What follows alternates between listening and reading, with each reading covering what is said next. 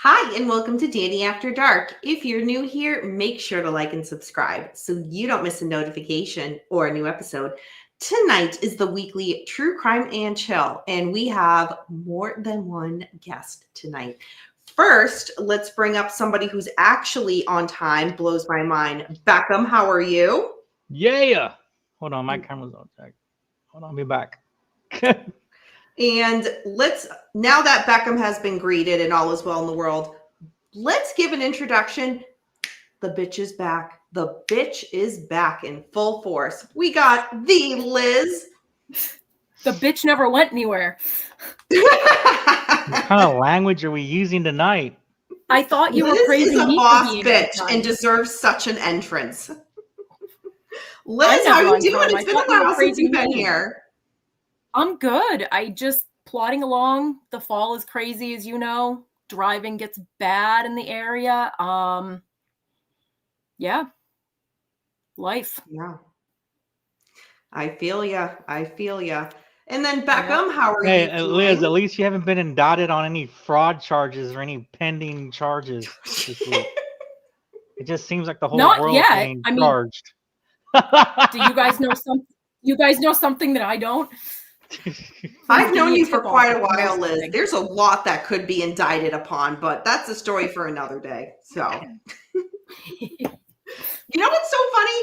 The only reason Beckham is here on time is because he knew Liz was going to be here. And he's just like, oh, well, I can't let somebody else steal my thunder. I guarantee it. No, by all means, the World Series is on. You guys could have the show tonight, and I'll just say goodnight. Beckham, you know that's not possible. You like the attention too much. Who is it? It's Toronto and who? LA Dodgers. Hey, Go at least you knew Sports. one team. I'll have to go for our American League rivals. So we will have somebody else joining us later today, or tonight, I should say. So stay tuned for that. But before we get into all of the true crime stuff, and I see y'all in the chat, one moment, just a couple announcements. I know I said I would get back to y'all. It has been a crazy week. Like Liz said, life is so busy. I've been doing crazy overtime at work, and I was just like too tired to do any shows this week besides tonight. So my apologies. But as promised, dance. So I will be doing dance Sunday and Monday nights. So with that being said, there will not be shows from me Sunday and Monday night until maybe like end of January. So with that being said, shows will most likely be Tuesday and then the True Crime and Chill on Friday. But if there's like something special or if a certain guest can't do Tuesday, then it would be a Wednesday or Thursday. So stay tuned for that. But for the most part, count me out on Mondays until like the end of January. So with that being said, next week, I put up the post an event earlier today, Danny's birthday show. And before I get into announcing why did you put the thing up already, dude? I literally went in there like thinking it was this show, and I was sitting there going, where's everybody at? You know what, Beckham? You should want to like wish it's my birthday and praise me every day of the week. I was like, dude, why did you put that like 6 days in advance? 6 days. You know what, Beckham? It's not always about you. And speaking of people where it's not always about them. Oh shit! I know. What's going on? How's it going, you guys? In the house. Hello. Paul, what's up? Oh, not too much. How are you guys? We are good. Hey, Paul, you're not getting brought up on any, you're not being indicted on any charges, are you? It just seems like everybody is this week. Oh my God! From like politicians to like professional athletes and everybody in between. Yeah, to somebody who like made eye contact with a wall or something like that. They just everybody's going down. It's crazy. All right. Quickly announcements. Before I get back to my thing, we need to pause. Mr. Jinx, it's Jinx's birthday. So happy birthday, Mr. Jinx. Happy birthday, Jinx. Happy birthday, Mr. Happy Jinx. birthday. Ooh. So Yes. So before Paul came in, so my birthday show, technically my birthday's on Monday, but since I will be at dance till wicked, wicked late, we'll do a little birthday show on Tuesday. Let's hang out, birthday vibes. I will make it an open show if people want to come on and just say hey and hang out for a little bit. Beckham, I expect you to come on and praise me for over an hour. Paul, I expect the same. No When is way. it? Tuesday? Just like I thought off a gift being another cat. So, we were doing it tonight. That's the only reason I'm here. So if that's what If you I'm could gonna tell me do the it. date of the Boston Tea Party, I'll do it. oh my Yeah. God. I'll be there for the roast. What? I'll be there for the roast. If anyone wants to join me in a roast instead of a praise, we can do that. Yeah. Whoa, Yeah. whoa. That's what you gotta do. Do you know You we know did it's 'cause that I love for you. so long. We did it for so long. Did you ever partake in any of those? I don't can't think she remember if you did. were around. No, I don't I don't think think so. Liz did.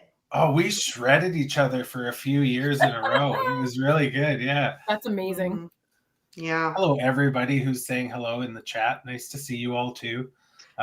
It's been very busy, been very hectic, so I haven't been able to do much of anything.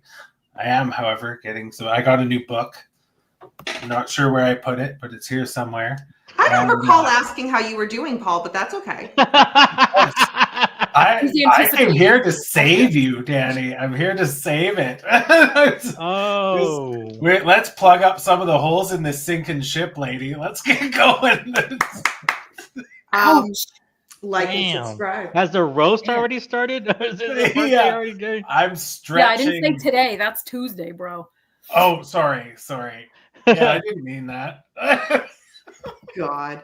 All right, before Paul gets into the book, all right, slow it down.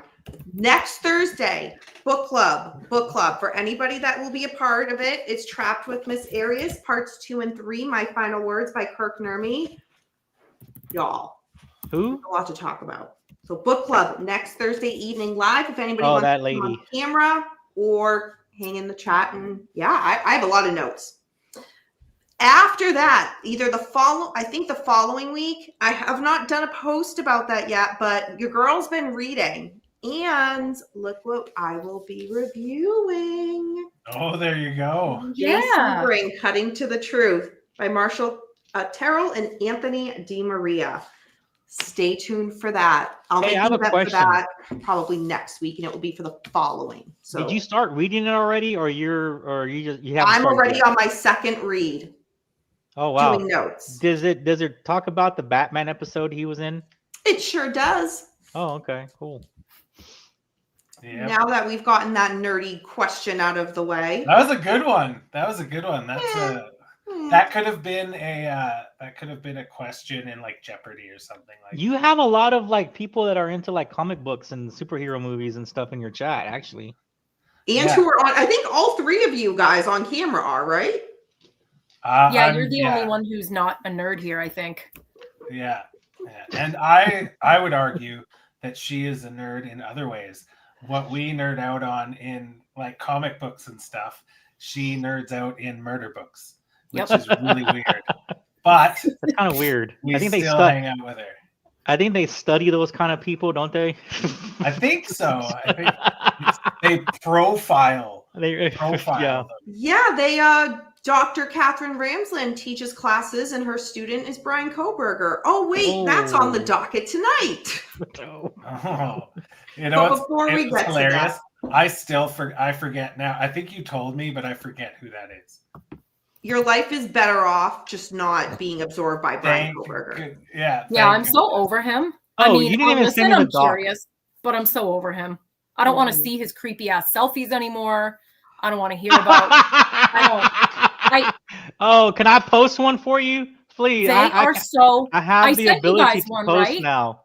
Please do. I sent you guys one or two, I don't know, like a month ago, and I saw someone a post, and it's just, why do they have to release this? I understand they're like the inside the mind of Brian Koberger. I don't want to see these creepy selfies.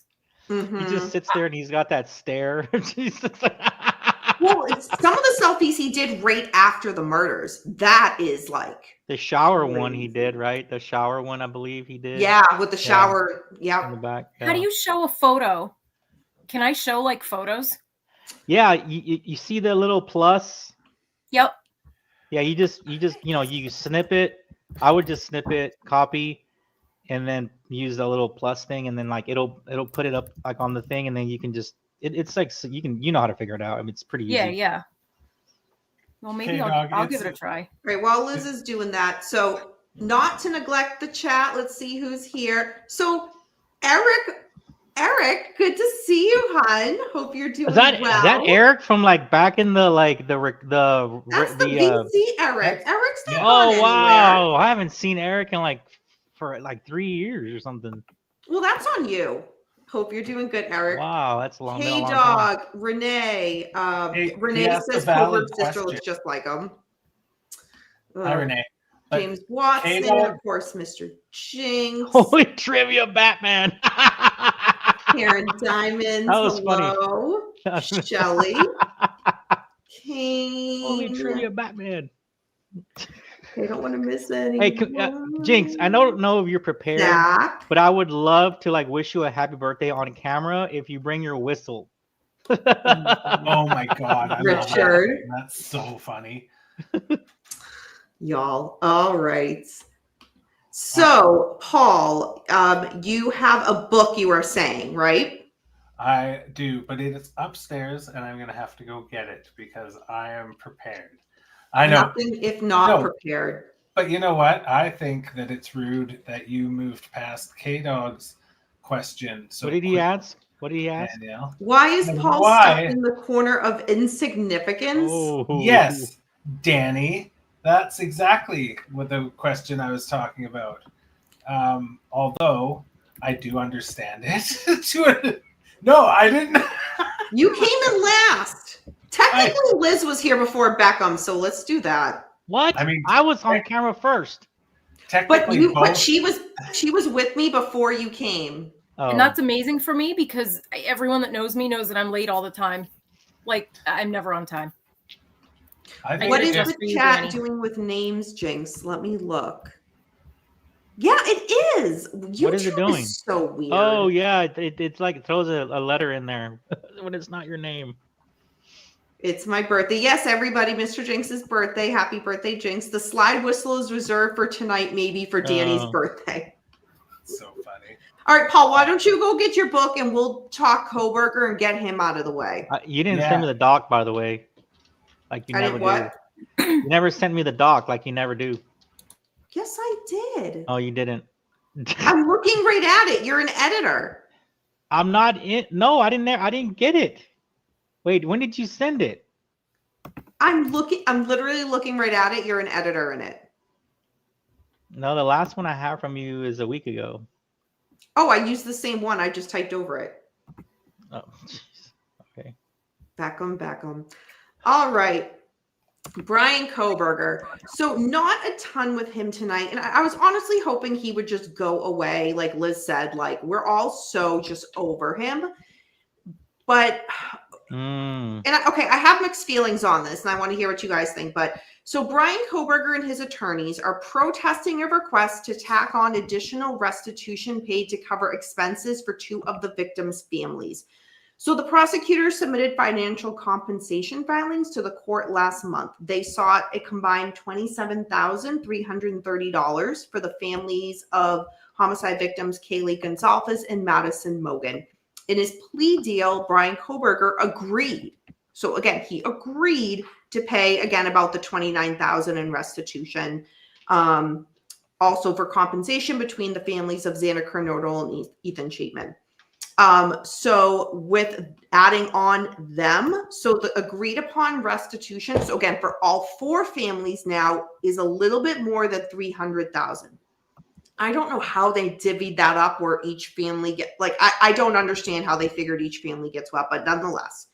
So the thing is, defense attorney Ann Taylor, who is Koberger's public attorney and part of his defense team, argued that it's objection to the additional restitution that he does not have the ability now or in the future to pay this. The state's request also filed more than 60 days after Koberger was sentenced. So this was part of that. So now there's going to be a virtual hearing over this additional restitution request. It's been scheduled for 10 a.m. on November 5th. So sadly, Koberger's still going to be in the news. But what do you guys think about this? Fuck him. I mean, Fuck them. if I was trying to, if I was one of these, channels or whatever, trying to book the interview, I probably would just say, if we get the interview with you, I'd have a meeting. If you could decide to go, we'll cover this. We'll just cover it and pay it. As part of the deal. That's what I would make that deal. Well, none of this is about an interview. I know, but I'm saying, well, yeah, but he doesn't have any money. Right. That we see that a lot with, like, on the one hand, I get why, like, the public's like, oh my God, Koberger and his team aren't wanting. Where do they want to pay. get the money from? The air? That's the other thing. We see this in so many times where, right, families are awarded X amount of money, but how are they going to get it? And I would come from the other angle as a person, working for a studio, and be like, look, we'll get you off the hook with this. You'll get the negative out of the way. Remember, I'm trying to book this thing for my studio. So I'd be like, we'll get you the interview. You do the interview, and we will cover them. We'll cover this. We'll pay you, and also cover this. So we get this out of the way. Everybody's happy. They're paid off, and we focus on the interview. Mm-hmm. That's how I would do it. I'm sorry, but that's what I would do. Hey, Chris James. So because he has no money. I always wonder about that. Mm-hmm. That's what I always wonder. I mean, clearly some people have money, but most of these people don't have money. So you have this, lawsuit paid. Or compensation for whatever. And you never, it's just the principle of it, I think, a lot of the time, right? Like, you're never going to get the money, but. Well, also in prison, they can have jobs and they earn a little bit of money. And I think, every state could be different, but I think the way it works is like part of the check goes towards restitution. The other check part goes to like their canteen. Yeah, but like, come on, get real. How much is he really going to earn in there? Right. So that's what I would do. I mean, hey, we'll cover the whatever. And then that way everybody doesn't harp on it anymore. They get paid. You've done your obligation, right? And we can move forward with the interview because everybody wants that interview. Everybody wants to know why you did it, and his ego will probably be more than likely to talk. So let's just get it out of the way, pay it off, and pay him, and get on with the interview process. Yeah. That's how I would come from it if I was on the other side. That you asked what you thought. That's what I'm saying. No, that makes sense. Liz's camera kicked out, so she'll be back on in a minute. So Renee's saying it's principle. If his parents die and leave him money, it goes to restitution. That is true. Yeah, but it could go to his sister. They could give the sister all the money. Mm-hmm. They do. He has a sister. Like, they're all close to the same age. Well, they don't have to leave him anything. That is true. That is true. I'm right all the way around this. Like, that's the best option here. K-Dog, you could start a newsletter. Hey, Netflix, Hulu, I know how to bargain. I was a investment banker for a few years. I know how to wheel and deal. Let's get it done. I was listening to some discussion about a case recently, and one of the families sued, the whoever murdered their loved one. I think after the trial was over, sued them to try to get money. And I think it was somebody's mother. So I think they realized they wouldn't get $2 million. But what that did is prevent the guy from profiting off anything. Like, he couldn't sell his story. He couldn't get paid for interviews. If any of that was going to happen, it would go right to her.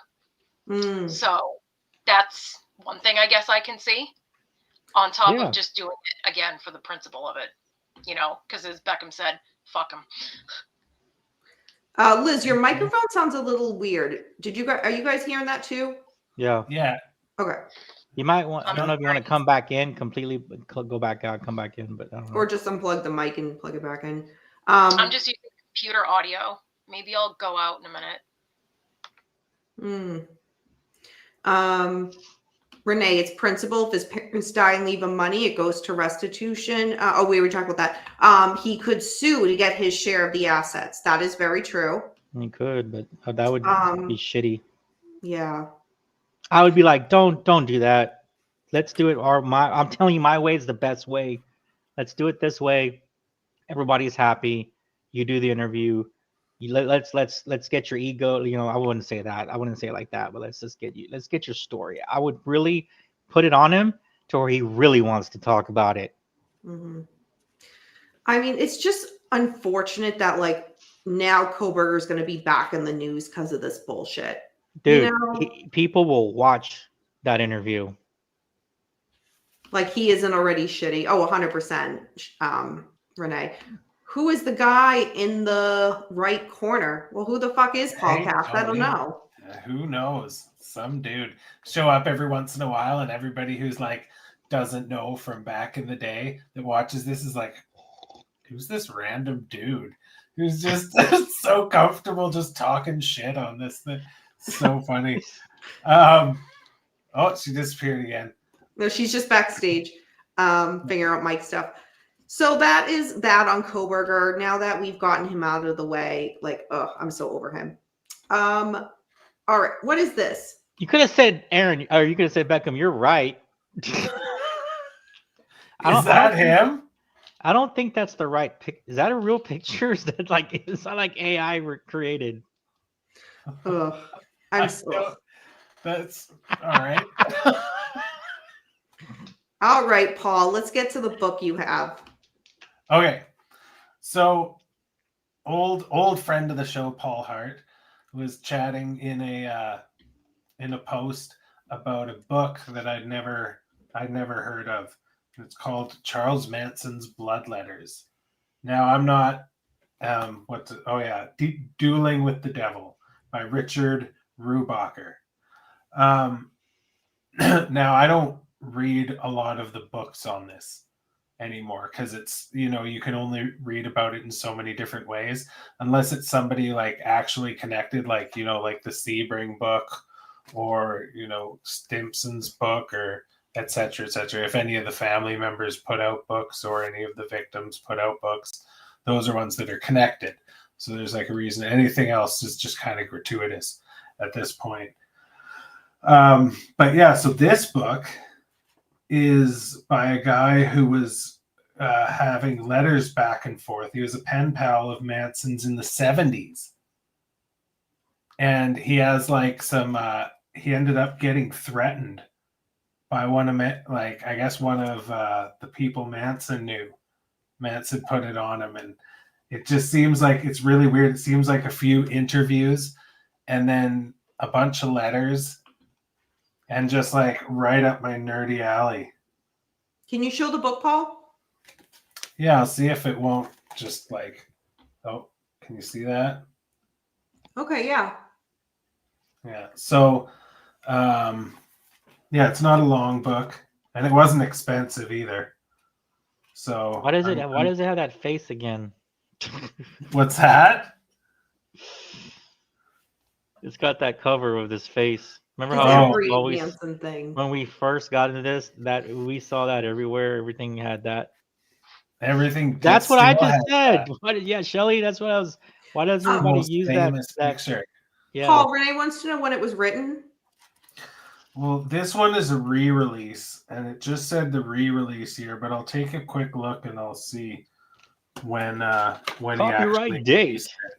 He put photocopies of all the letters in there and the envelopes with the dates on them, like in the stamp, so that you can see that they're, it's not just him being like, "Hey, Manson told me this." Hey, but I don't know anything about. I haven't started it. I don't know anything about the guy. Like I don't know. I asked some people who might know. And they didn't really know anything about him either, and so it'll be interesting to read. Okay. Cool. And he also Rochelle. Okay, so Rochelle commented on that picture. You mean Shelly? Yeah, Shelly. I just looked at her name on there and I just said it like that. That's weird. But the mugshot was also because they had been busted, he had a bunch of acid on him and he ate a bunch of acid and was fucking tweaked out of his mind. Oh god, dude! Can you Getting imagine if his he had fucking fried his? photo taken. Can you imagine if he had fried his brain? Literally, like he would just been like a vegetable, like it just sitting there like a mute. Oh man, he and I think Diane Lake downed a bunch of drugs. Who didn't down a bunch of drugs? No, not to get busted, not like recreationally. I mean, everybody recreationally. But anyway, so I'm looking forward to reading that. I want to read some of the Ed Sanders files, but they're Princeton, and that's a long way away. That's the one I have. Hey, which is the one that I spent a lot of money on? You always remember, and I always Five forget. to Die. Okay. Yeah, no, Ed Sanders is the family. I think I have that one on the computer on the iPad though. Yeah, the family's a pretty like. Well, is that the one where he kind of rips on Sharon a little bit? No, that's the Sharon Tate book. It's same author though. Okay, same author. Okay, I'm sorry. Author. That's what I have. Then I have this. Yeah. Yeah. So when I talked to when I had a chat with what's her name? Sorry, Lissa Statman. She talked about that Ed Sanders book and said he just pulled a bunch of shit out of her book and put it in that book. Did he really? I mean, I'm guessing a lot of it's pretty close as far as word for word goes. And he was also kind of notorious for if he didn't have a quote from somebody, he'd just like make it up. Like there was he said that Diane Lake said that Lotsapapa, Bernard Crowe, was the Negro member of the family, which is ridiculous. That is insane. Yeah, and there's like on that same page, there was another one that I can't remember right now that was just like, oh man. But he was around at that time. That book was written, like all the research and stuff was happening during the trial and stuff like that. Was he a reporter? Was he law enforcement? I don't know much about this at all. Ed Sanders he's a counterculture guy. He was in a band called the Fugs, and he was like a writer. A lot of people know a lot more about Ed Sanders than I do. He wrote a lot of stuff about the counterculture, and then when this happened, I guess he started writing about this. But he had access to everything, and then he got access from the DA's office and everything too, and he talked to people like right as it was happening, or right after. Do you guys remember Christopher Jones? So Liz, your voice is still. It is. Like, I don't know what happened. You sound like a Muppet. Really? You know what? If it is what it is, you know what, Liz? I think it's fine. It's fine. Thank you. I don't know what I can do about it. Hello, guys. It's fine. It sounds kind of like you got a megaphone, like singing those part of Stone Temple Pilot songs. Like, Oh my god. She's better than me, Paul. So like, that's fair. Hey, do you guys remember? Sorry, Paul. You were Christopher answering Jones? Liz's question that he was a counterculture guy. Oh, yeah. There's, but I'm not. I mean, I was pretty much done. I was just gonna grasp at some straws of like little random stuff I know about him. All right. Well then. I don't have too long tonight either, so I'm gonna have to. Oh, all right. Well, I'll just go fuck myself then, Liz. No, I just. I don't have too long tonight. I have to go look after the boy, but I wanted to swing in and say hello. Shelley, you are so full of shit. Who is we, Missed Paul? Who is the we? Oh yeah, okay, there we go. Yeah, Sam Smith. Ed Sanders' investigator was also the investigator for defense attorney Paul Fitzgerald. Sam Smith, have you read this book? Oh yeah, Sam. Sam Sam probably read it. probably would have read this book. Probably. Charles Manson Blood Letters. Have you read that? I'm going to take a look at it. It's like fuck all pages. Why don't It's like you? 100 Hey, why pages. don't you like read it and record it on audio, and that way everybody can have it. I don't even like to listen to Paul for 5 minutes. What do you mean? Oh my God. Book? That's, people are radicalized enough I right could now, see man. I don't need to do. I want to see you go buy one of those old cassette tape player things with cassettes. Yeah. And I want to see you do the 2-button-hole record while you're talking to it. Well, I came down the dang there, you know, like. Paul hasn't read it yet either, Sam. Oh wow, Sam Smith has not read the book. That's crazy. But Sam, it's a guy who was pen pals with Manson in the 70s, and I guess he ended up getting threatened by Manson's people on the outside and all this stuff. It seems interesting. He's put all the letters with the envelopes with the dates on it and everything to check it out, and it's laid out kind of weird, but I'm looking forward to reading it just because anything that was done around that time is kind of interesting to look at. All right, Paul. Well, before you go, I do want to let's jump into the next case because I do want to get your opinion on it. Oh fuck! No, you don't. Why do you just want everybody to hate me? Like, what is the deal? Paul, they already do. So this came this just kind of broke relatively soon. So Virginia Giuffre, so her memoir just came out called Nobody's Girl. So Virginia's ghostwriter, Amy Wallace, who has worked with Virginia on this book for over 4 years, spoke to News Nation and said in regard to the Epstein files, quote, "Yes, I know who the names are," end quote. Amy went on to say, quote, "Virginia knew who the names are, but so does the FBI and so does the Department of Justice," end quote. Amy stated that she still has all her tape recordings that she recorded with Virginia, including the ones where she detailed those people who were involved with Epstein. Quote, "I know all the names that there are, but every different scene, she had to make a decision about whether or not she was going to rename or name these people," end quote. She says that the list, it exists in the FBI files, it exists in the Epstein files, and that the Epstein files is what it's being called now, right? So Virginia had named many names and depositions already that have been made public. Amy went on to say, quote, "There are 4 different document dumps and there are many, many names in those. They have the names and they've had them for more than a decade." So if anybody's thinking they're going to try to get these names from Amy, she says, quote, "Nobody can find them, so don't break into my house. No one will be able to find them," end quote. But that's not all. Buckingham Palace has stepped into the picture. Keep in mind, is it a coincidence that just when Virginia's tell-all book, Nobody's Girl, is released, Buckingham Palace released a statement from Prince Andrew that he has agreed to give up his title as Duke of York. Mm-hmm. And all right, wife, folks, what do you think?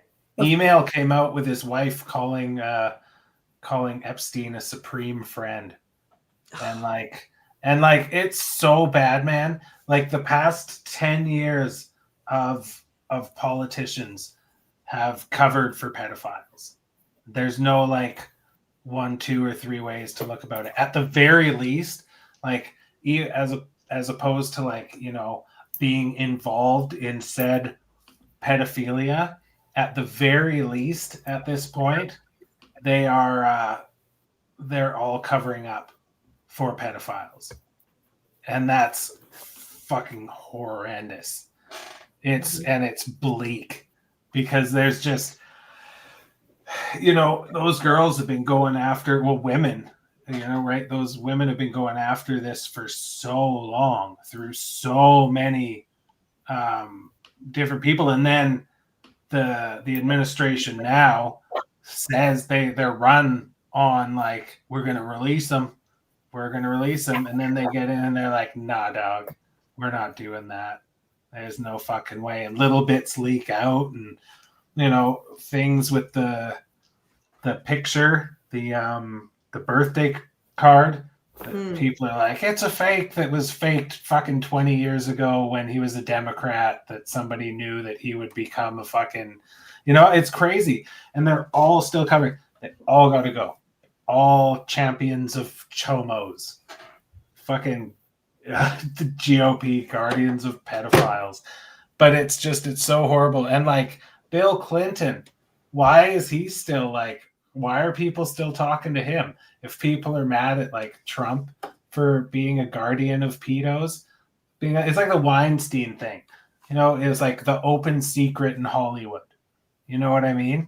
And that is what I think that everyone in that birthday book, everyone who was crossing that was high up, that was crossing with Epstein, I think that's what it was. Whether or not you were involved in it, that it was an open secret and that you all were complicit because you didn't do anything, or you were involved and you were a disgusting pedophile.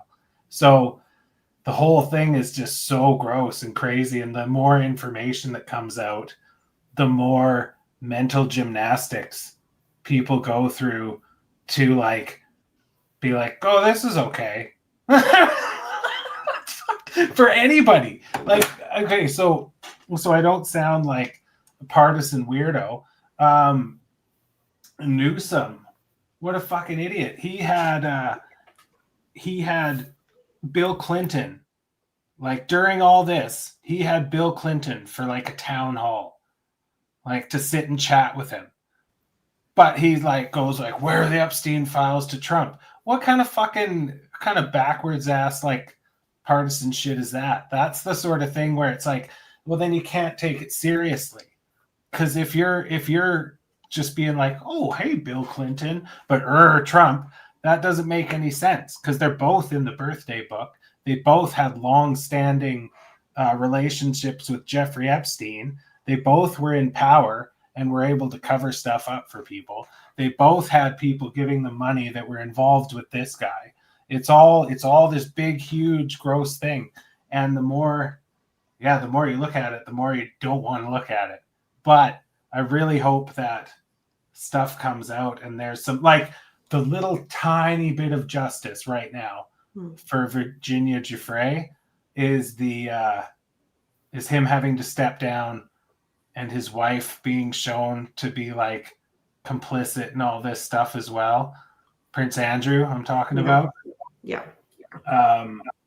And like that, like that's big, because this has been like, people have known that this happened with Prince Andrew for so long, and he's just been able to like skate forever, and to the point where he's like, no, I'm going to step down. That's big. That means there's some bad stuff. Mm-hmm. And yeah, his death investigation was an absolute joke. The whole thing's crazy. Yeah, James Watson. They all are protecting the money. Well, the what's his name? Thomas Massey, one of the only Republicans who is going against. It was like all the Democrats were like, release them, and like 2 or 3 Republicans, and it was like Thomas Massey and fucking what's her crazy Green, Marjorie Taylor Greene. When Marjorie Taylor Greene's the sane one in the room, you've lost the plot, ladies and gentlemen. No, but yeah, no, it's totally a thing that doesn't have anything to do anymore with like bipartisan thing. The only thing is that they ran on releasing it, and then the people that got in that were some of the loudest voices in getting it released are now like, no. Nothing to see here. And then you see something and they're like, well, there's that, but there's nothing else to see. And then you see something else and they're like, well, there's that, but there's definitely nothing else to see. And then you see something else and they're like, fuck, nothing. So if anybody's watching and didn't go back like to the Manson saga discussion panel days of me, Paul, and Beckham, and so if you don't know who this guy Paul is down in the right corner, so Paul is from Canada. So Paul has a very different perspective and view, a very outside looking in view. So just keep that in mind. You're able to, see things a little Well, bit. I'm not even talking about, like, you have to talk about these people because they're involved, right? Mm-hmm. Like, I wouldn't bring up Trump by name or Clinton by name or anybody by name if they weren't actually involved in it. And Massey, the thing that's crazy, what he told, he's saying about there's like a Canadian billionaire, there is a some high up screenwriters, he was just saying like politicians here, and there's all these people that are just sitting there and getting away with it, and the House is pushing stuff back, pushing signing in that one woman who would push them over the limit for signatures to get the motion put forth to release the Epstein files. It's so crazy. It's sorry, I go off about this. I just am like, I'm so flabbergasted by it, and how anybody could, like, at this point with any of the administrations that covered it up, like they're all champions of chomos. They're all guarding pedophiles because money. Because is anybody in, like, will anybody be interested in reading Virginia's book? I personally want to read it. Yeah, I'd read it. I think a lot of people are going to read that book. Mm-hmm. There's going to be a lot of stuff in it. I think that book, once all the stuff comes out too, is going to be a very interesting read. Well, and even with some of the emails that have come out so far, lives crazy. To publish it? Huh? Do you think she lives to publish it? Who, Giuffre? She's dead. Yeah. Yeah. And I still don't, like, I get it. It was ruled a suicide, but like before she died, she kept saying, like, if something happens to me, I did not kill myself. If something happens to me, I did not kill myself. So that's why I'm like, oh. Yeah, that's highly suspicious. Mm-hmm. Yeah, no, she had a horrible go of it, and there's so many of them. That talk when they all came out, and I don't remember if they were at the White House or where the heck they were, out in front there, but they were doing a talk, and there were so many of them, and that wasn't even like a handful. I know. And like there's just, and going back to the FBI and everybody being like, no, he just sex trafficked to himself. Yeah. Nah, dog. No way. That she got, because Maxwell got pinched on that. Maxwell got pinched for trafficking, not to Epstein. Well said, Zach. I agree. Look at the grooming gangs in the UK. It's everywhere. Yeah, you're right, Renee. Oh, yeah. Yeah. Hell yeah. Yeah, no, it's horrible.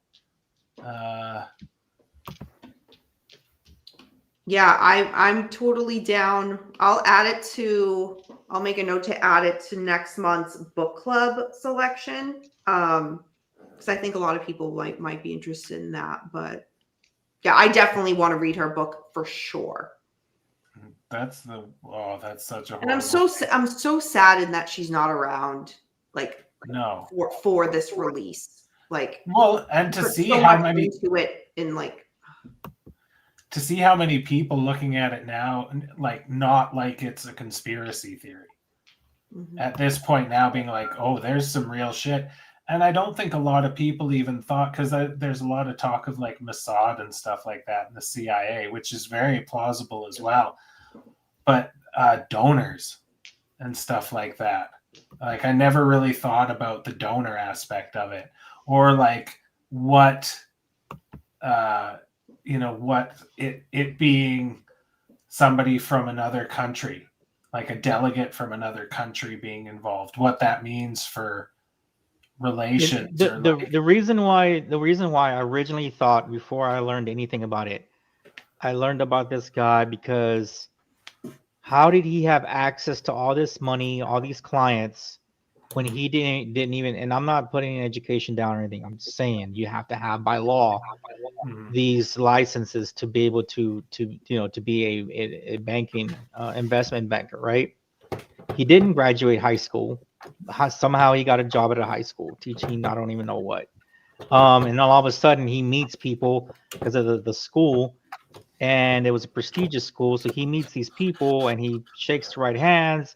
And then all of a sudden, by 1980, he's like really vested in this high society and is given the keys or access to these, these accounts with extreme balances.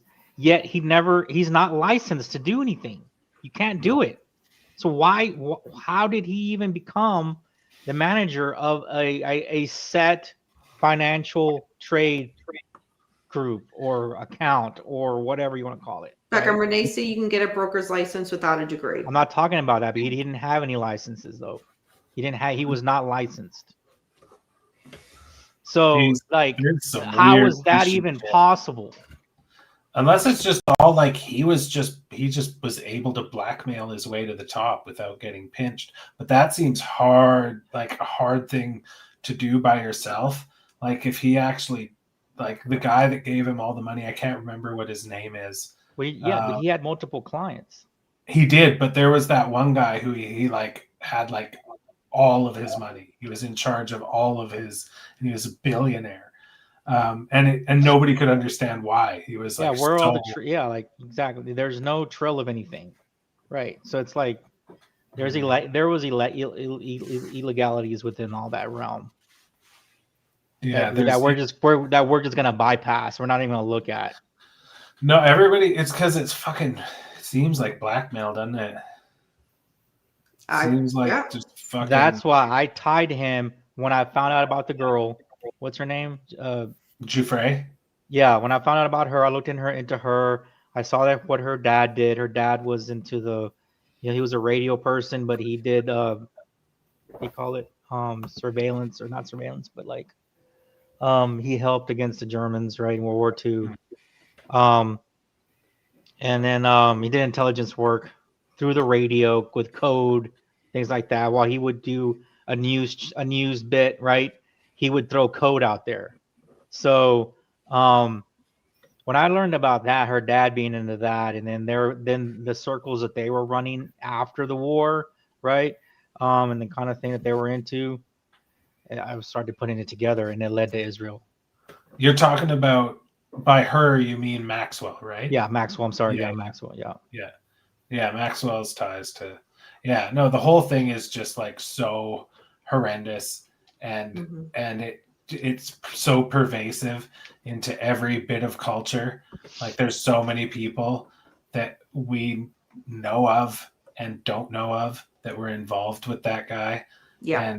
And like we're giving them a pass, like on any level, like having a talk with Bill Clinton, or like just being like, oh no, this is okay. No, it's fucking, it could be signed off on right now. Dude, I don't care. The Martin Luther King papers were signed off on too quick, and stuff was put out that wasn't supposed to be, like names and stuff like that. So it's only a signature away. I would never personally have anybody have an artwork like 50, like the size of a main wall of me in a dress. Dude. I would never do that. Like I would never sit there and get painted or whatever. Or I'd imagine when they probably didn't. I think. Dude, you think they just kind of just did it? Like, he did it as like a dick move. I think he just did it. Oh man, I don't know. No, dude, I don't know. I don't know. It's crazy to think that they're all, but who knows that they had a president of the United States in a dress, including the heels on the wall. I'm curious what all pictures and stuff were in that safe that Michael Wolf guy talks about. The guy that's counter suing. That's so weird. Anyway, I should probably move on and let you get your show back on the rails, Danny. But thank you for letting me come and yap my face off. Well, thank you for joining, Paul. Oh, Always don't let a anybody pleasure. paint an artwork of you in a dress. No, hell no. No. It would be a pantsuit. That's the only. And y'all will see Paul back on my channel on Tuesday for birthday show, right? I'll do my best. Yeah, I'll see what I can do. Ugh. If not, happy birthday, I guess. And Yeah, I'm gonna pull a Paul too. Danny, With friends like Paul, you know. Danny, happy birthday, Danny. I'm gonna pull a Paul too. I'm getting a little sore throat right now. You guys suck. You're the only good friend I have. All right, we'll see you guys Bye, later. Paul. See you, Paul. Bye, Paul. Bye. Is my audio any better? Oh Yes. yeah. What was that? What was it? Where did it go? You know what I think happened? I think I was using the audio from the camera, which must be shitty because now I'm back on the audio on the laptop. So, which is fine. I don't have a separate mic, so. Oh yeah, you sound really good now. Yeah. Excellent. So yeah, I'll put on the doc for next month's book club if people want to vote on it. Virginia Jeffrey's Nobody's Girl. I know I personally will be buying it regardless and reading it regardless. So if people do want to be in on it and have me do it, or if anybody else wants to read it and be on too, the more the merrier. But yeah, I'm interested in that. So yeah, me too. Cool. So now that Paul is gone, let's move off to it's a very Massachusetts focused rest of the evening, folks. Go for it. I don't know y'all's world, but go for it. Well, we'll save Trooper Proctor for last. Beckham, you know all about Trooper Proctor. Oh God, no. Our favorite, another one who needs to just go away and not come back and not be in the news and not do anything. I'm so tired. Yeah. So let's first get to Brian Walsh. So Liz is scheduled. Liz has been on the docket for a long time. Yeah, go for it, Liz. The official Brian Walsh trial correspondent. The official correspondent. I've been waiting. There's not no news, but there's not exactly like nothing's happening. Well, I mean, things are happening, but I just waiting and waiting. So what happened so we talked about this a few weeks ago. Liz, I know you weren't on with us, but of course me and you message all the time and we're like, oh my God, did you hear this, Brian Walsh? So we know that he was attacked in prison, went to the hospital, released back within hours. He was fine. On October 7th, the judge ordered Brian Walsh to be transferred to Bridgewater State Hospital for a 20-day competency evaluation to determine if he was competent to stand trial. His attorneys kind of argued that he's disoriented and fearful and just not himself after the attack. One of the quotes that I found very interesting was, they say that he, quote, succumbed to anxiety, end quote, and had to be returned to the medical unit. Brian reports fatigue and a diminished ability to focus and concentrate on his case and trial. So on October 27th, on Monday, your girl's birthday, a hearing on Brian Walsh was supposed to occur about his competency. However, it has been canceled. The hospital requested additional time to evaluate Brian Walsh. So now a new order requires Brian to attend a pre-trial conference on November 17th. This means that the trial will be continued until the judge determines that Brian is competent to stand trial. Liz, what do you have to say about this? I mean, the guy's a con artist. Like, you can read about him. He's very clearly, he's serving he's serving a prison sentence right now for a federal conviction he sold fake Andy Warhol paintings, like art fraud. He took them from someone and sold fake ones on eBay for all this money. So he's, I was reading, there's a long piece written about him, maybe the year after this happened. And somebody talked to a bunch of people in his his friend group in Boston. They all used to go out to restaurants together, like the fancy restaurants. He would throw these huge dinner parties. And at first, a lot of these people were kind of shocked. They're like, we could never see him doing this. He doesn't even seem like he wants to get his hands dirty. It was more about looking important and rich to him than actually being important and rich. I mean, He went into his father's house after his father died. He destroyed the document of his father's will. And because his father didn't leave anything to him, everything went to his cousin, because him and his father he was not going to give his son anything. So he sold assets from his father's estate and took money and took things. So that's one. He's incredibly dishonest. I think he's been that way his whole life. There's a little podcast series put out by a reporter for, I don't remember which channel, maybe Channel 7 or something. It's called The Searches for Anna Walsh. There was a number of episodes the year that this happened. And then there have only been sporadic ones because all we've had is like conferences in court, really. But they did one last week that actually you could listen to the audio from the court hearing where whatever psychiatrist they ordered to interview him to see if he needed to go to Bridgewater or not, the mental hospital, to get a mental evaluation. This guy talked to the judge and he asked a few questions and everything. So I was so angry. I was listening to this and the judge, you listened to it, right, Danny? Yeah. You must have watched the videos. The judge is like, we're here to, determine your mental state, and we're here to address the issue of competency to make sure that you can participate in your trial, or something basic. She's like, do you understand that? And he's like, can you repeat that? Not that somebody couldn't go through trauma and develop anxiety after being attacked in prison. First of all, I mean, a guy came at him with some kind of weapon that was made in prison, I think, probably. He didn't actually get like his flesh stabbed into. I think someone got him on the head with something. And I think he was back to prison a couple hours later. I think within like 4 hours or something. Yeah. So again, I mean, this guy's a complete piece of shit. But if you're attacked while you're in prison, that's going to affect someone, potentially. So I wrote all these notes down. Are you laughing at me? You are so okay, y'all. Liz knows this case inside and out. Like ever since, it was like the news broke that like there's this missing woman, Anna Walsh, and then we hear Brian, her husband, is suspected. And then it's like piece after piece started coming out about Brian, and it's just like, oh my gosh. I know. The story just kept getting deeper and deeper and going into like his past and her past together and the whole thing. So let's see. So this is the doctor that testified in court after they gave him the initial evaluation to decide a couple weeks ago if they were going to send him for section him to get evaluated.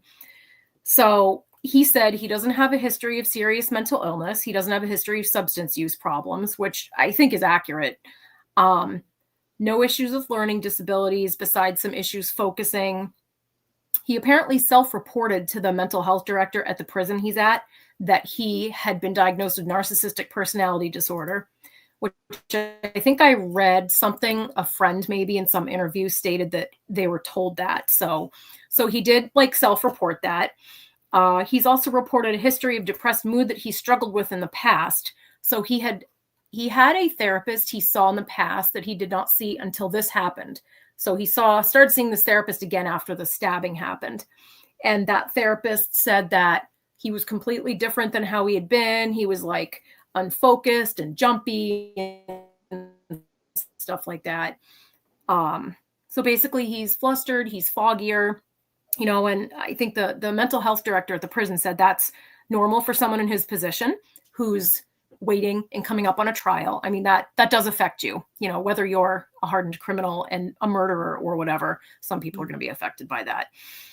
So basically he's foggy, he's unfocused, he has less energy, and they sent him for a 2-week evaluation or whatever. And I don't know, I think it's bullshit. Mm-hmm. I think it's flat out bullshit. I think he's a scam artist, and I think he probably knows what he's doing. I read there's a really disturbing line in the article from Boston 25 that came out this afternoon. Really disturbing to me. Oh, God. So, I mean, if Walsh is found not competent to stand trial, his charges could be indefinitely suspended. If his competency cannot be restored, the criminal charges could eventually be dismissed. And And then let I me mean, guess, when they're dismissed, then he's better all of a sudden. yeah, I'm Right. sure he would be. I mean, I'm hoping that won't happen. I don't think that will happen. I mean, I'm not a mental health professional, but it doesn't seem to me like he had some serious break from reality or something like that. So I don't know. I hope November is the date. I knew something was going to happen. I knew something would happen to push this back. And I think there's actually still questions about what phone searches they're going to admit into the trial. Where I think another motion was filed about that. Apparently, they think that there's searches, like Google searches that he conducted, that they found that they don't want presented in the trial.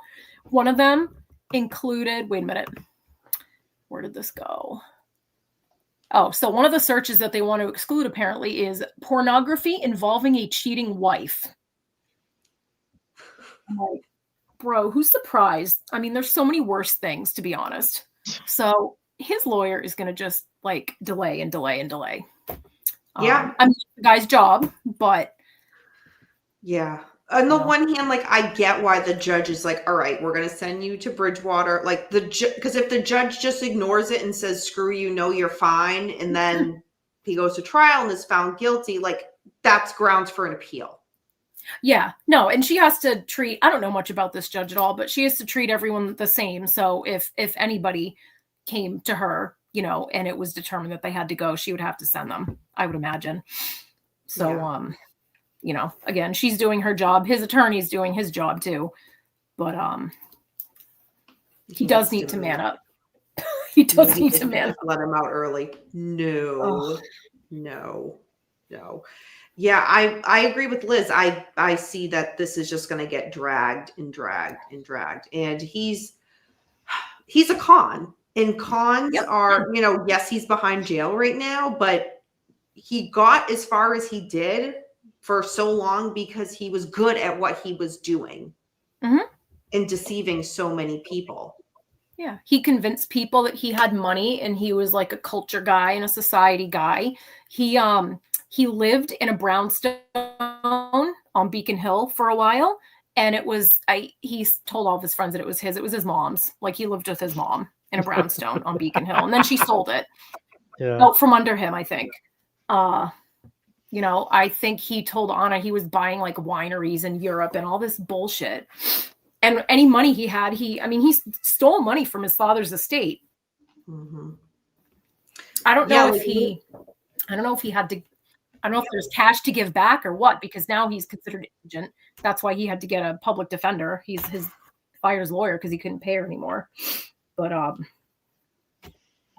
yeah, when your own father cuts you out of the will, like, come on. His father's an interesting guy too. His father was like a bigwig at neurosurgery at Mass General or something. I think he's written a couple of books.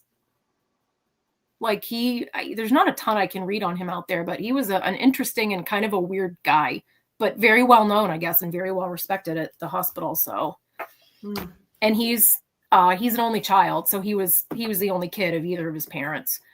So, I don't know. Do we know where Liz, do you know where the kids are? If they're with his family or her family? So no, they're not with his family. I think they probably made a good decision not giving them to his mom. I think his mom probably watched them a lot because obviously she lived close and she came down. I feel like she's more involved than they're trying to make it look like. And I'm sure nothing will come of that, but I read somewhere within the last year that they were living in Canada with one of her sisters or cousins, maybe. Okay. So they're not in Europe, because like her mother's in Serbia. She's Serbian.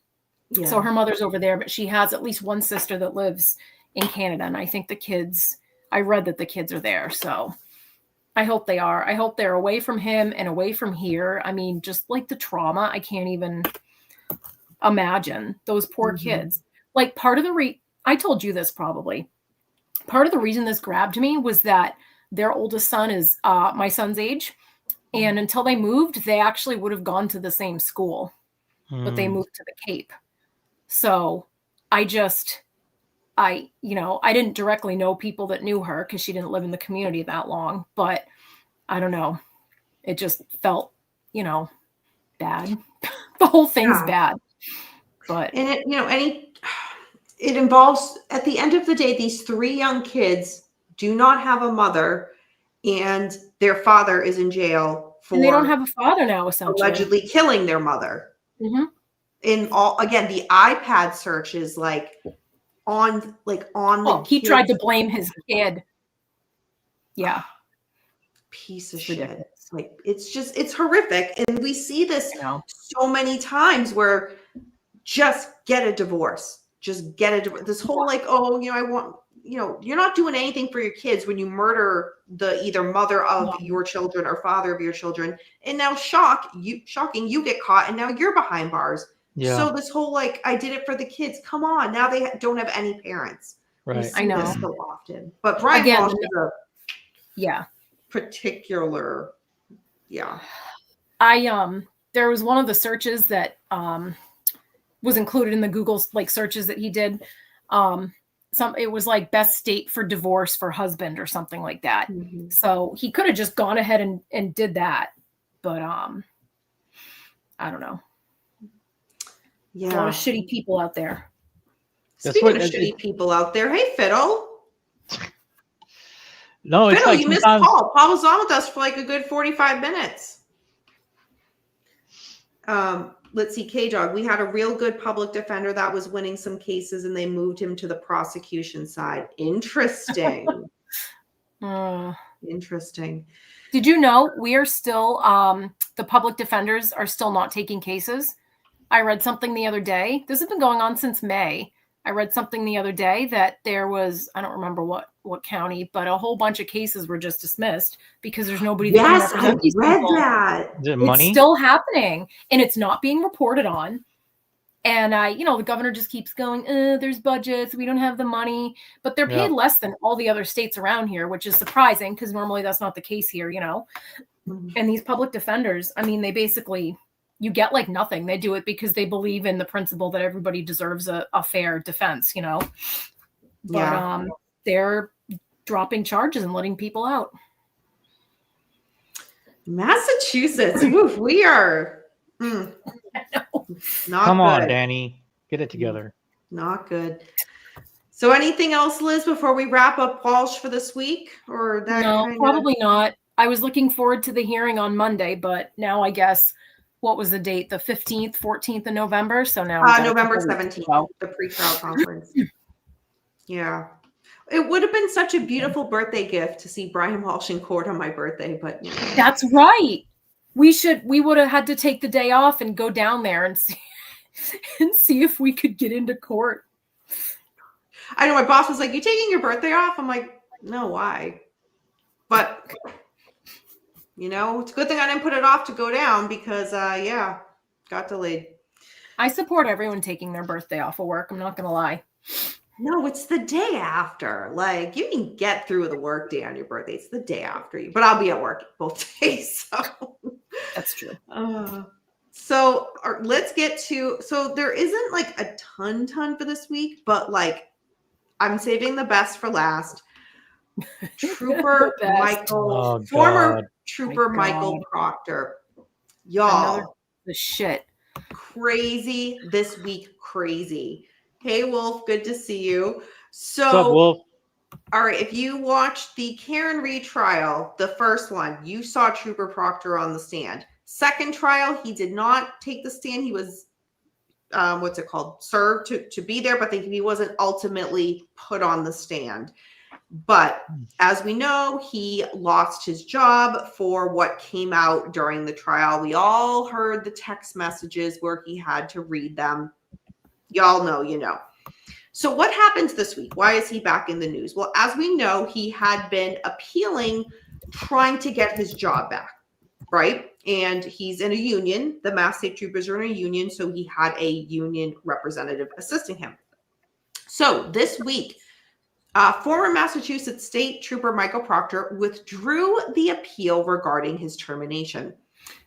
However, it turns out this came after the union representing Trooper Proctor voted to pull its support of the appeal just days before scheduled hearings. So again, the union representing him backed out. We're not representing him. The executive board of the State Police Association of Massachusetts voted unanimously to, quote, sever all support for his appeal, end quote, after the discovery of new evidence on his personal cell phone. What was found on Trooper Proctor's phone, or former Trooper Proctor's phone, was not disclosed. However, Oh, dude, come on. Beckham, if you read the doc, you'd know a little bit more.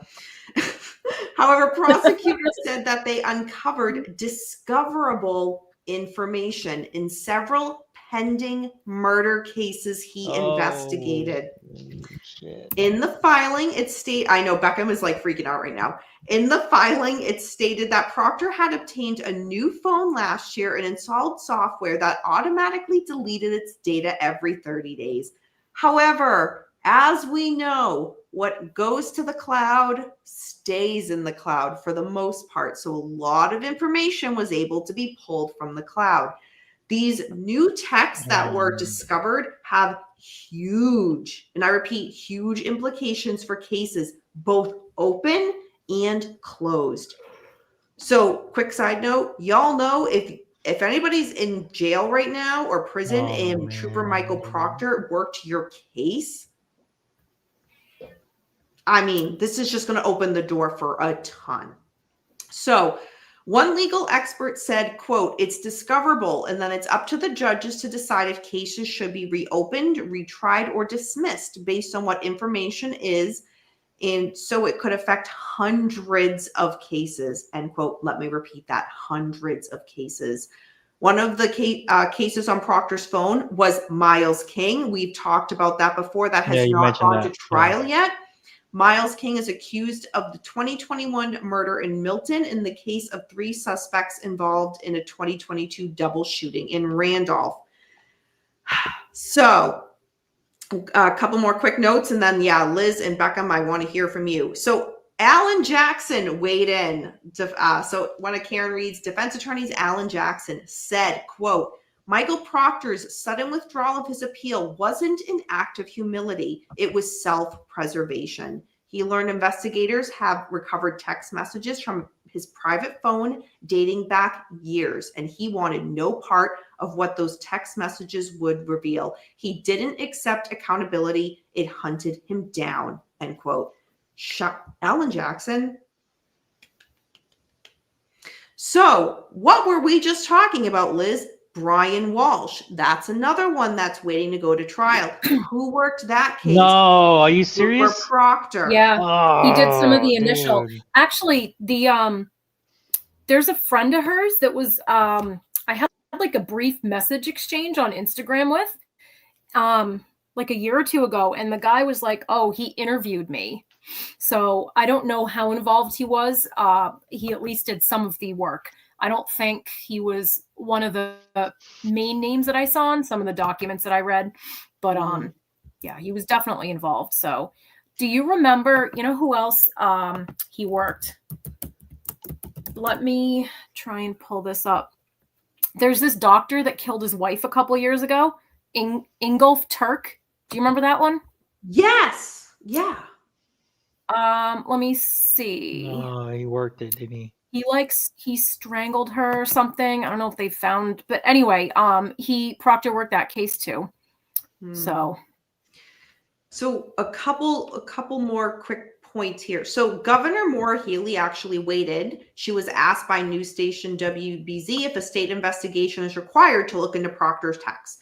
So Governor Maura Healey said, quote, I'll leave that to others, but I'll say this as governor, just as I said before, you know, what Proctor texted was unacceptable. What's come to light is unacceptable and outrageous. And it's exactly why the Colonel, I can't speak tonight, Colonel of our state police, Colonel Noble, fired him, end quote. So my last little note here on my Google Doc, who is at the receiving end of all of these text messages? Is it other law enforcement? Is it friends of his, like we saw in the Karen Reed trial as well, where he's now texting private information from cases that should not have been shared. Like, what the hell? But all right, that's my little rant. Liz and It's Becca. probably all of the above because all of his friends were also law enforcement. So it's probably a mix of like. Don't say it. Don't say it. Me? What? No, What, Danny. Bukkake? Yeah, who he was texting. It doesn't. We don't know Oh, much. we don't. Oh, We okay. don't I thought know. you We knew. really Okay. don't Oh, know. okay. But it there was were, really- he was texting. There's someone Yeah. at the receiving end of all Well, of sure, this. of course. It's Higgins. It's It was probably Higgins. coworkers. I'm sure it was coworkers. You know, maybe there was some like friends like, oh, I got to tell you this story, but it was probably K-Dog.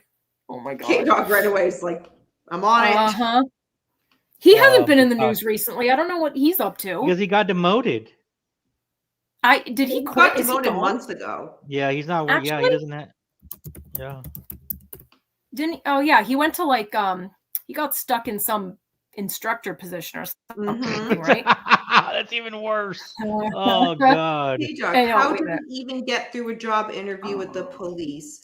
Well, like, what I don't get is you are law enforcement, so you know what it's like, you know, in regards to searching people's phones for evidence. How did you think your phone was going to be any different, especially when it comes to the cloud? Everything goes to the cloud. Like, You feel no, because you have a sense of you're untouchable. I was just gonna say that's how these guys feel. They get it, Yeah. but they think they're invincible. Like it's the culture of it for a lot of these guys, Yeah. unfortunately. Yeah. All right, so Bukkake got transferred to the Division of Standards and Training for a temporary duty assignment. Oh my god. I don't know if he's still there, but that sounds You got that's demoted. funny. Dude. That sounds miserable. so what's interesting? That means he has no authority to do anything. Pretty much. Oh, I'm sure he doesn't. I'm sure they're just waiting for him to quit or retire, Yeah. like throw him in a Right. corner somewhere till he can retire. Yeah. You know. That's pretty much what happened. Yep.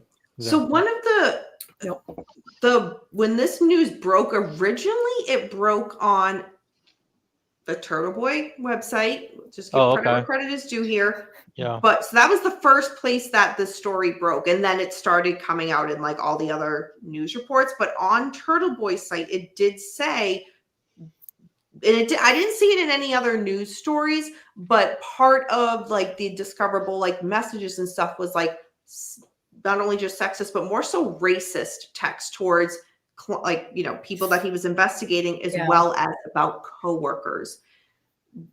I find that interesting because the union representing Proctor backed out, because keep in mind, they represent all of the other cops as well. So I don't know. It's wild. This is crazy. And remember when the union first was saying we're appealing this, they spoke so highly of Michael Proctor. What changed? Yeah. Well, they have to, you know, they have to do the best they can do by their members. But then this is such obvious stuff, like there's not really any debate. They haven't released the rest of these texts yet, but like we've seen them. We've seen the one batch of them. We know they exist, so, the union would look completely fucking idiotic if they continued to push this and defend him. And then like all the other cops who, aren't like him are like, well, what the hell? Like, you didn't defend me when this happened to me, or you didn't help me when this happened, or they have to. You get to a point where you have to just distance yourself when it's that obvious.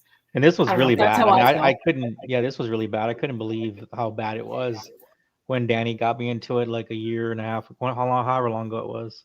A year and a half ago. I was just blown away how bad it was. Mm-hmm. Mm-hmm. And I'm still wondering about Higgins. Yeah, Higgins. We haven't heard much from Higgins. Heard nothing. I don't know. I'm surprised. He just kind of disappeared. Mm-hmm. I would be interested to know if he still has the capacity in that position that he had before. Was he state police, or was he Boston, or was he? No, he was ATF. He was federal government. He was a ATF. federal agent. That's right. That's right. Yeah. What's interesting is, so that I know we talked about this a while ago. It was the day of the Karen Reed verdict. Former Trooper Proctor did a news interview and it aired that night, if y'all remember. And you can find it on YouTube if anybody hasn't seen it. But he says on there, that this was like, a one-time thing. His emotions got the best of him because it involved the death of another police officer. Yeah, okay. Right. Well. Oh, K-Dog, what happened to the female cop, Kelly Deaver? So, yeah, we talked about this a few weeks ago. So she had stepped back, like, in regards to, like, putting in for, like, family emergency. She officially resigned. What was it, Liz? Like a few weeks ago or something like that? Yeah, she resigned.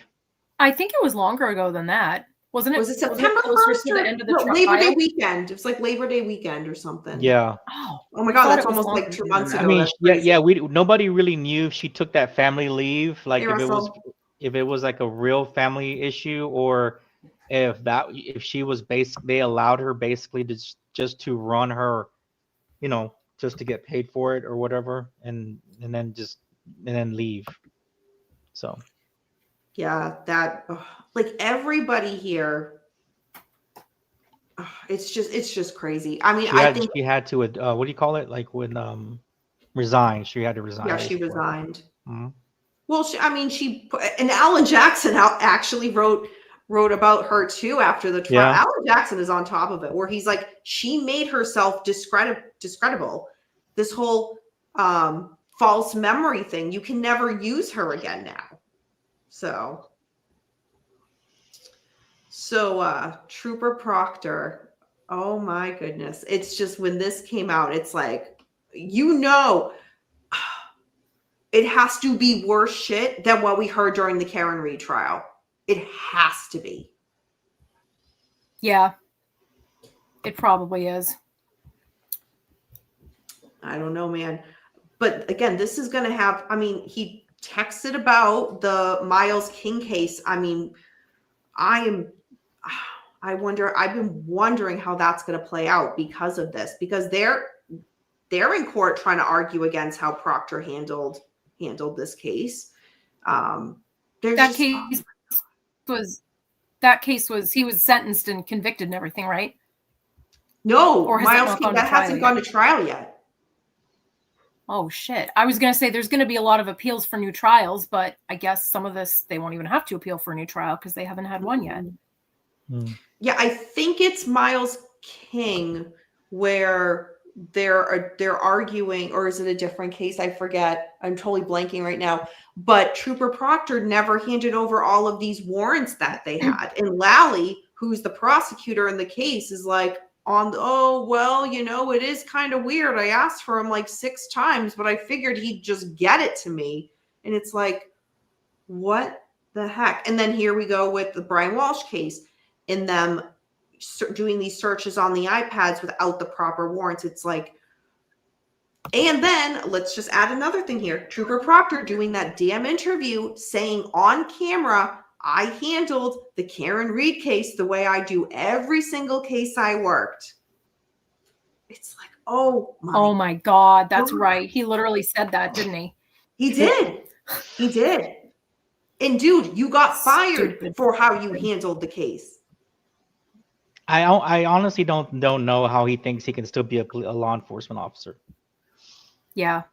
I would be like, even if I was his friend, I'd be like so disappointed. I'd be like, I don't know, man. Maybe you need to go do something else. So my coworkers who talk about this case, like we had a staff event yesterday at work, and one of the women that I work with who's in a different department, so I don't see her as much. Of course, like the second I see her, I'm like, Trooper Proctor.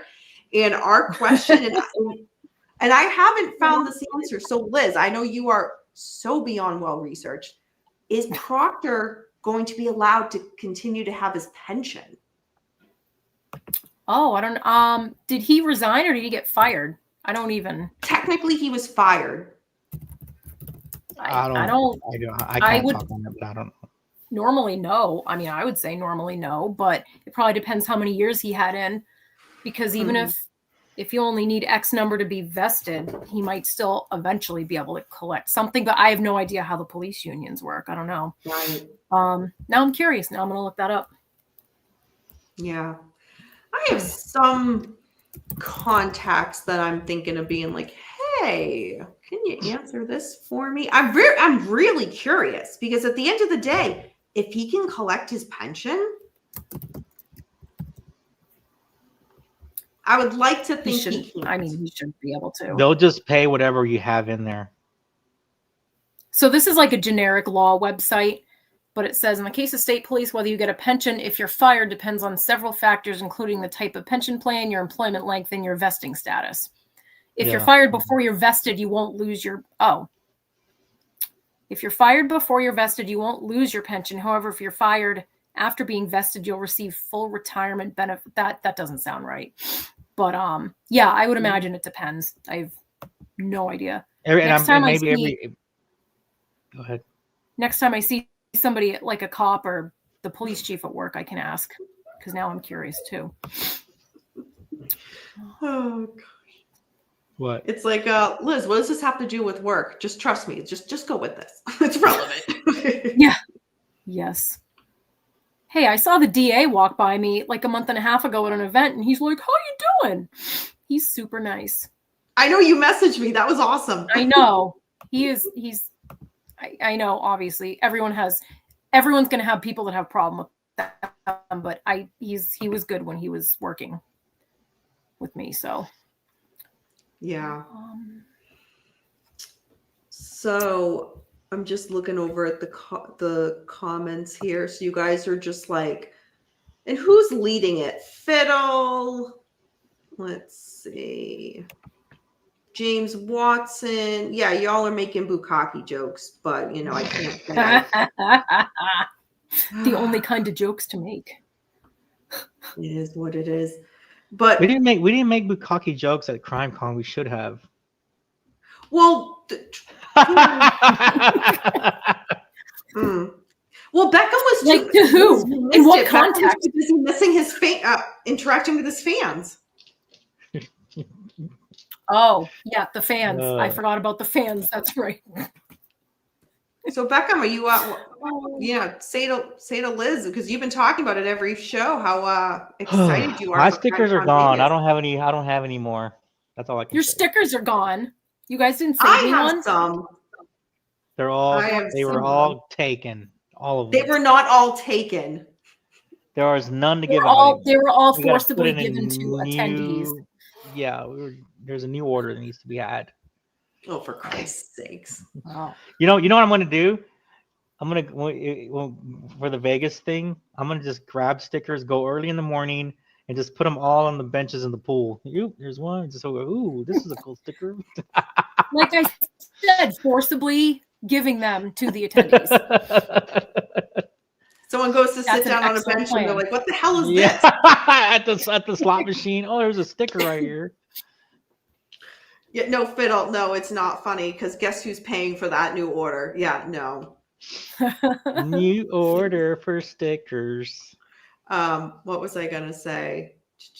Yeah, folks. So that's kind of that right now for true crime news for this week. Again, there has been still this week a lot in the news about cases in regards to children that were victims of crimes, and you can definitely find those, those cases and more information on those online. I just know y'all, as my audience again have said, like Danny, like, no, like it's, hey, I get that. Before we go, how many cases do you think eventually will get retried or relooked at? Because of Proctor? Yeah, because of Proctor. Do you guys think? Just not as many. One? Not as many as the drug lab thing. I mean, it'll be a bunch, but nowhere near as many as that. I think that was I think that was potentially like thousands or something. Yeah, that was thousands. What's the over or under of like 5? Oh, more than 5. You gonna go over 5 for Proctor? I guess it depends because like talking shit about defendant or some, you know, criminal or something like that. I guess if they don't have proof that it affected what he did during an investigation or something, I mean, they can try, like a, you know, a defense attorney could try to get, you know, something retried, but I guess it depends on what the case was and what the text messages actually were. I don't know. You know, I know they'd have to prove that there was bias being displayed probably in the investigation. And I don't know how many cases this. That's a good one, Fiddle. means. And they gave me a shirt that says NWO on it. Oh my God, Beckham, you're like a 5-year-old child. Yeah, no, Liz makes a good point, because if what Turtle Boy was reporting is accurate in regards to like a lot of the messages did have a racist Undertone. Not even tone, but just flat out racism. You know, against his employees, that's a whole separate issue, which is totally wrong in itself. But if it's people you're investigating and law enforcement has that, you better believe that these defense attorneys are going to be like, wait a minute, he was prejudicial to my client. Yeah. It might get, they could get like whole evidence thrown out for that. They could get, you know, witnesses thrown out for that. I don't know. Yeah. So the drug lab thing could have affected up to 34,000 cases. I don't know. Holy shit. Yeah, Beckham, do you know about this? No, I don't know. What happened? So there's this I actually read a book. I just finished it, called The Ice Pick Surgeon. Is that what it was called? Basically, it's like a history of different people in science pursuits that have been conducted kind of over the course of history, so to speak, that have been like ethically sketchy. So he had a chapter about her. So basically, she was this chemist who got a job at one of the labs that does the testing for the crimes for, I think, state police cases. And that was here in Massachusetts, by the way. It was. Yeah, it was. So what she would do, what you had to do, and there was 2 chemists that would do this. The cops can recover something and they can say this looks like a baggie of Coke or something. And they're right a lot of the time, but they may not be right all the time, obviously. So you have 2 people apparently doing the test twice to double check. Mm-hmm. So what she would do, she had like unbelievable numbers. Like she did thousands of tests over what the employees normally did. Like she was superstar level. And she was all friendly with the prosecutors and stuff like that. So what she was doing was, what did he call it? Dry labbing. So she would take these tests and she would test some of them. Maybe like 1 or 2 out of 5 actually got tested. But she would just like look at them and say, yeah, that's Coke. And just send them on through. So that's how her numbers got so high. What's it called? Dry labbing, I think, is what he used. That's dry labbing. Term. Yeah. So that's good to know though. Dry labbing. So it's a laboratory. Let's see. Yeah. Yeah. So I don't know if that means just that flat out she didn't process it, she didn't look at it, she didn't run any of the, testing on it. But it came to light, and I'd have to look at how many cases were actually thrown out or had to be retried or anything like that, but up to 34,000 cases because of that. Yeah, it's falsifying results. It refers to deliberately fabricating or manipulating data. Yeah, which is it's considered a serious breach of scientific integrity. Yeah. Yeah, she said she'd been dry labbing for as long as 3 years. Oh, God. At one point, so they did catch her, and at one point she kind of broke down. She's like, I messed up. I don't know if it was just she was feeling emotional stress over all sorts of different things. I think she was from a family that, had the expected, you're going to be like the best at what you do kind of thing. But yes, so she was charged with obstruction. I'm sorry, K-Dog. Oh, that's funny. No, please don't say that. Actually, there was the woman that worked at the lab at UMass in Amherst. Yeah. She was taking drugs from the lab and like taking them and like using them. So basically herself. the same. That was another. Yeah. Liz, I think just that looked it up. affected less. So it was between 2003 and 2011 that she was doing this. So That's for a 8 long years. time, dude. So her name's Annie Dukan. So Dookhan. So if any of y'all after the show are like, I want to read on this, like I remember 8 Liz when the years. news broke, it was wild. 8 years, and she was a superstar. Mm-hmm. Yep. Jeez, So she was charged with obstruction of justice and falsification of academic records. That's right. She lied about her schooling too. When she was formally arraigned on 7 charges eventually, 17 counts of obstruction, 8 counts of tampering with evidence, and 1 count each of perjury and falsification of records. Prosecutors alleged that whenever a second test failed to confirm the initial results, she would tamper with the vials to make them consistent with the inaccurate results obtained by her dry labbing. So, yeah. Like how many she went to innocent jail. people She went did. to jail because of her? Yep. Yeah, she rightfully should have gone to jail. She served like 3-ish years, it looks like, total of what she was given. So crazy. I don't know. That was bad. So I doubt Proctor's numbers are going to be like that, but right, they're going to come up, and those defense attorneys are going to grab them. Fiddle's saying she lied on her resume, but nobody checked it. I mean, no, you make a good point on that. We saw that with the Karen Reed trial with, Shannon Burgess, saying that he got a degree from a school that never even offered a degree. Yeah. What was that? One of the computer guys or something? That was the guy from Didn't Aperture. he do the phone, the reconstruction? Was it the phone stuff, right? It was the reconstruction with the timing with the with the speed of the vehicle. Pause long to die in cold. It was the speed of the vehicle. Was it the texting? Oh, the vehicle. No, it was the speed of the vehicle hitting John O'Keefe. But and Danny, and didn't the school that he put in his thing they didn't even have that degree. It didn't even have that degree. Yeah, that was fucked up. And then they sputter. Well, I applied, or I started classes. I mean, yeah. I mean, he's not from Massachusetts, thank God. We already have enough shameful things going on here, but it was just another thing.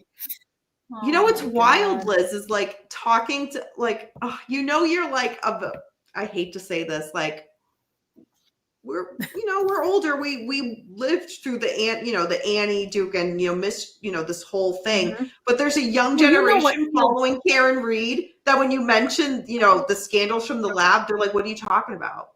It's like they're too young to know. I know. Well, you know what field I work in, so we all knew when that happened. We were watching that in real time as it happened. That was crazy. The Annie Dukan stuff, absolutely crazy. Yeah. So Beckham. So now that Beckham, you need to look up this and go down that rabbit hole, because I think you would be. I can picture 4 a.m. rage messages from Beckham being like, "What the hell?" Dude, I was introduced to a new to what China's doing right now with U.S. citizens, and it's blown my mind. Which is what? Now I'm curious. It's crazy. I'd have to tell you offline. I was about to say, Liz, don't open that door. Yeah, we don't have 2 more hours. Yeah, this is on another level of money laundering and fraud and all kinds of stuff. So Beckham, there was a documentary. Overall thought here on Trooper Proctor here. Well, I mean, I've always, when you first, like I said, when you first brought me in, and then that's when he actually was on the stand. When I first remember he was taking the stand, you were like, "Hey, you need this is an interesting case. Just pay attention." And I happened to be working from home a couple of times a week at the time, so I had it on the background, and I had it on the background. I'm like, "Wait, what?" I was like, "What the hell?" And then it just kind of just rolled down. The shit just kept going, right? And I was just astonished at his police work, or how they were talking about it, right, during the trial, everything he was happening. And then wasn't Higgins after him too? Didn't Higgins go after him? What do you mean go after him? Like wasn't he took the stand after Proctor or Proctor? Oh, the order. Yeah, order, because I know, or I went can't back remember. and saw I then either Higgins was after him, right after him, or I got to see what Higgins was doing, and I was just blown away again at just the integrity. I don't want to go to again talk about it, but just the lack of integrity was just astonishing in their work. That wraps it up right there. Fair, absolutely fair. Both of them. And people that know the case know what I'm talking about. Yes, absolutely. Oh gosh. So, Beckham, do you have any? Because I know you've kind of touched on it here and there, and then Liz, when me and you were messaging earlier, you mentioned it. We haven't done like a full kind of deep dive of what's going on right now in the Houston murders. But Beckham, do you have any kind of thing on that? I know that's just that like what I kind of have gotten a little bit is that Houston Police Department has come out and said that this is not a serial killer, to stop believing the conspiracy theories. They had a presser about it. I don't know, man. It's just weird because the way there is a bayou that, or like that water from the Gulf of Mexico or Gulf of America or whatever you want to call it, comes into, if you look at your map, it does come into like Houston, and the bayou kind of goes through a part of the suburbs, right? And it actually goes into downtown a little bit. So it's kind of weird, but it does. Have I personally seen it or been around it yet? No, I have not seen it. It says Houston is like the fourth largest city in the United States. So it's big, right? It's a bunch of suburbs and everything, but this bayou kind of runs from the Gulf into, basically kind of touches into downtown, into an area of downtown where you have some homeless people, however, man, a lot of bodies came up deceased in a very short amount of time, and a lot. And you have some that were homeless, you have some that had normal lives, you had a college student, there's the University of Houston, some other universities do have smaller campuses or something around downtown too, right? So so you had either one or two students that were part of the bodies.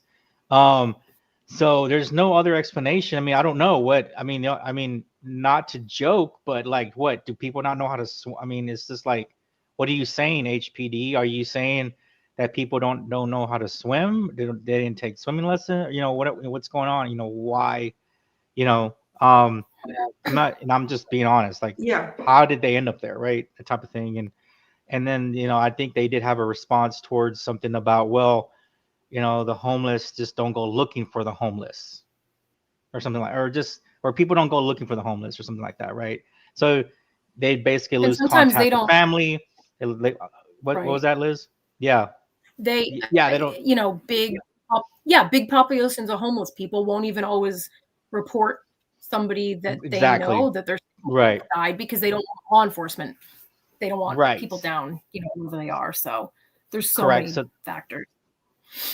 And that's what HPD was basically saying, that that's pretty much where they were going with that. That was the angle that so they don't have any evidence of a serial killer.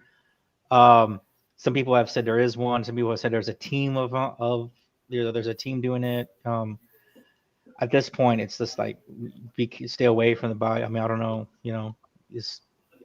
and I think that a couple people from like News Nation that we talk about have looked into it, talked to family members of the deceased, and they're like, no, they were living their perfect life, and they were doing their thing, and then they became part of the bodies that were found. I'm talking like 13 and like 6 days or something. Like, it was insane.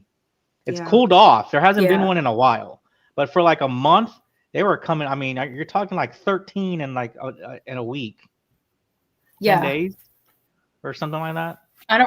I listened to Joseph Scott Morgan did an episode on this probably only a week or two ago, because it just popped up while I was listening to stuff, and they talked a lot about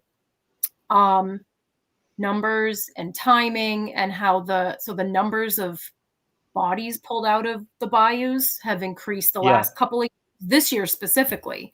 But they did talk about, I mean, there's causes of death for a couple of them are undetermined so far. And I don't know when they probably recorded this in September or something. So, you know, some of them are going to be determined. They're like, we may not know what's suicide.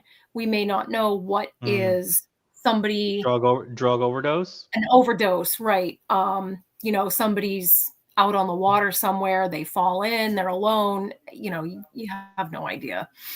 So, and I was saying to Danny, or maybe all you guys, have you guys talked about the New England serial killer theory that keeps running around a little bit? Oh, wait, again, wasn't that a hot topic a while back? Was it this year or last year? A couple months ago, yeah. Oh, okay. Wow. And it's kind of the same. It's kind of the same thing. Like most of the bodies, I'm pretty sure of just these people that they have found here. It's you know, drug overdoses or suicides, or you know, and sure, there's some that are undetermined maybe, but again, if they've been in water for too long too, sometimes there's not as much you can find. Yeah. What if I was just going to ask you guys? What if they were poisoned? Could they still figure out if the person was poisoned? I guess that would be a drug overdose. I guess that would be an overdose. The same thing as a drug overdose. Like, you know what I mean? Like, it's a body's poisoned, right? I mean, in a sense. Well, it depends on what type of poison, because like if you're looking at like you know, somebody who overdosing and they're overdosing on fentanyl, that's kind of sadly, you know, it's an epidemic right now that could easily be ruled as just a simple drug overdose versus something like cyanide or something that's not that common. Yeah. I don't know, after you've been in the water that long, I don't know what kind of like chemistry testing or what kind of chemistry. Too bad we can't ask what's her name, Amber.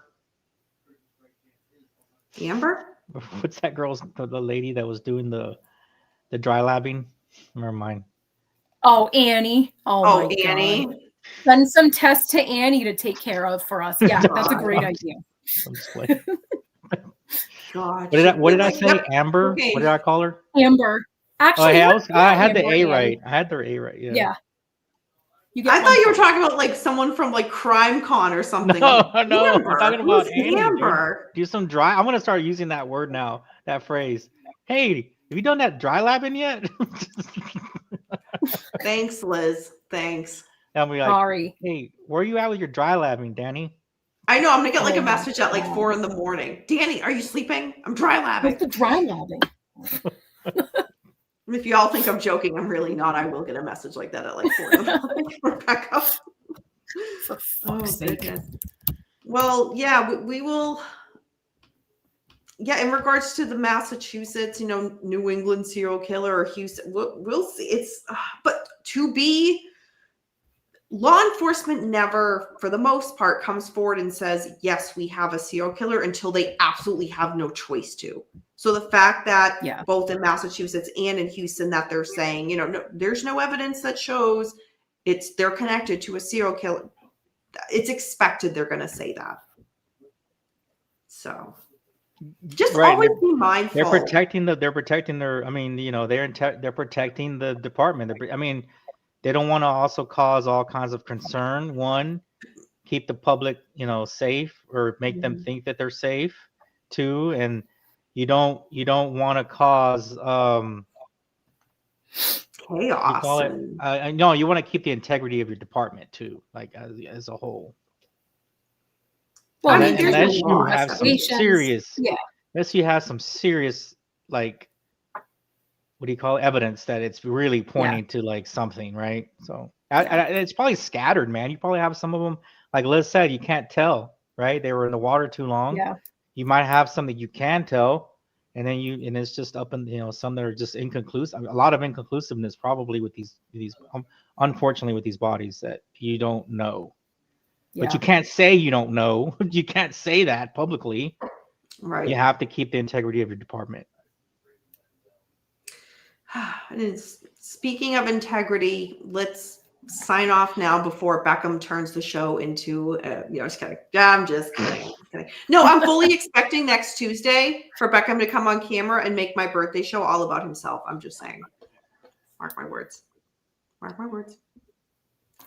No, all right, everybody. Well, thank you all for joining us for this week's True Crime and Chill. Thank you to the Liz. Finally, the Liz coming back on camera. She has been missed. Beckham actually showing up on time. Hell froze over, Lord knows. Hey, And then to that hey, guy, the weather's getting cooler. Yes. Yep. And that guy, Paul from the Paulcast, even made an appearance. Go figure. So, yes, tune in again next week. Birthday show Tuesday, book club on Thursday, True Crime and Chill Friday. It's going to be a busy week. No, wait, no. Next week's Halloween on Friday, so there will not be a True Crime and Chill. Yeah, I will not be here. Nope. Yeah, no one will be around. And I'll be with Auntie Mimi at a concert, so yeah. Oh, there you go. Yeah, Nice. It'll be fun. So, all right. Again, thank you, Beckham, the Liz, and thank you again, Paulcast, everybody for joining. Thank you so much. We will see you next time. And remember, we don't live in darkness. Darkness